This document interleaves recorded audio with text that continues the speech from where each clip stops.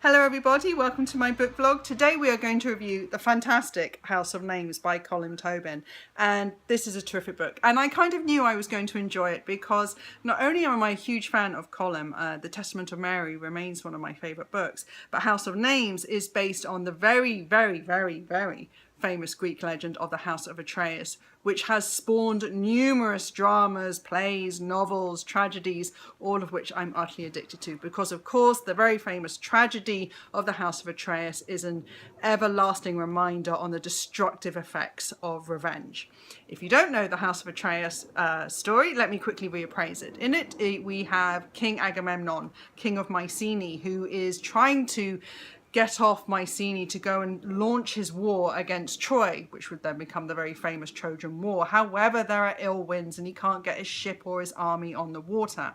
He decides, therefore, to curry favour with the gods by sacrificing the eldest of his 3 children, his daughter Iphigenia, in an attempt to curry their favour and to make sure his war against Troy is victorious. He slaughters Iphigenia, deceiving his wife Clytemnestra in the process. Of course, then what happens is him, his army, the legendary Achilles, they go off to Troy for many years, and of course they win with the very famous Trojan horse and all the legends that come from that. Many years later, once the war is won, he returns, but his wife remains deeply committed to avenging the murder, the slaughter of his daughter. And on his return, she kills him. She kills Agamemnon. However, the remaining 2 children, Electra and Orestes, are confused. They remain wholly, somewhat blind to what happened with Iphigenia. They know that she was killed but thought their mother was involved, but they do know that their mother committed regicide, that she slaughtered their own father. And as a result, Electra brainwashes her brother Orestes to murder Clytemnestra. So of course, the ever-destructive cycle of revenge as the blood never finishes. And so Colm has taken this very famous tragedy and wants to give it a human face. And in it, he most certainly does that, because in House of Names, it tells that very famous story from 3 points of view. From Clytemnestra's, from Electra's, and from Orestes, or Orestes.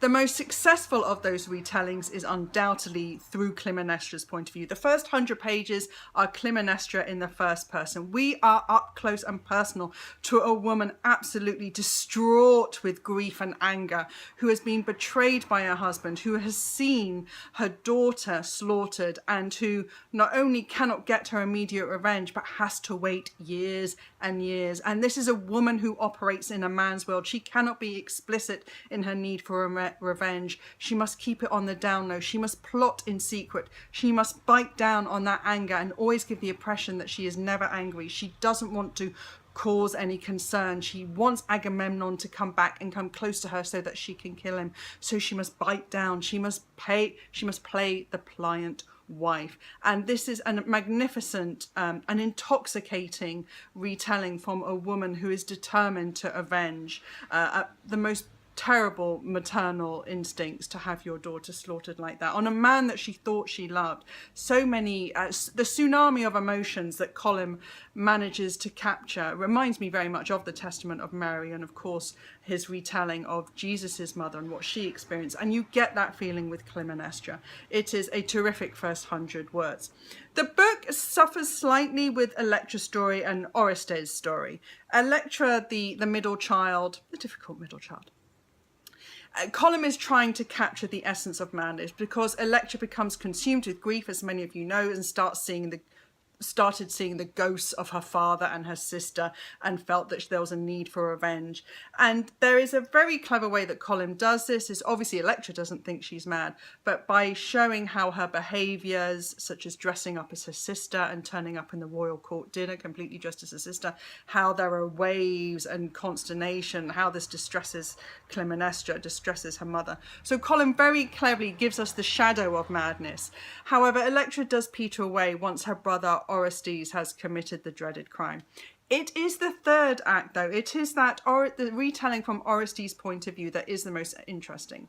Because in the very famous original drama and plays, Orestes he disappears for all the years that Agamemnon's at the Trojan War. And he's sort of abducted, but we never know where he goes. Is he Does he go to Athens? Does he? No one. It's never really shown here. Colm has created a backstory for Orestes, and what he does is he has Orestes abducted by someone in the royal court who's Clytemnestra's partner in crime, but who's a bit of a deceiver. But Orestes escapes from his kidnapping and lives in the wild with a couple of other boys for all the years before his father returns. Now, the purpose of this, I get, is to show what happens to the people of Mycenae, because through Orestes' eyes, we see that the murderous Game of Thrones-esque drama going on in the House of Atreus has terrible consequences for the ordinary people.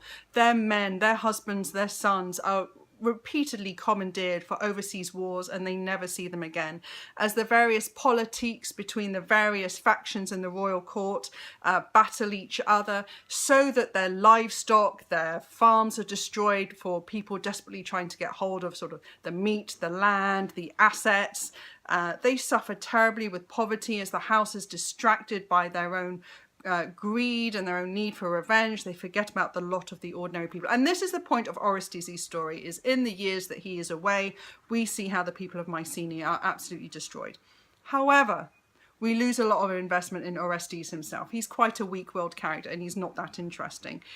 However, I'm not as critical about that section of the book as I've seen other reviews, because I think what Colm is trying to show here is the effect that we can't really concentrate just on the tragedy of the House of Atreus, that the tragedy is for all of us, and that this is an important story and remains pertinent to us today, is that for all the circulation of elites, all the power grabbing that goes on in our so-called democracies, we still get caught in the middle. No one still gives a damn about us. And that is a beautiful angle to a very old story that brings a real freshness and a relevance to it.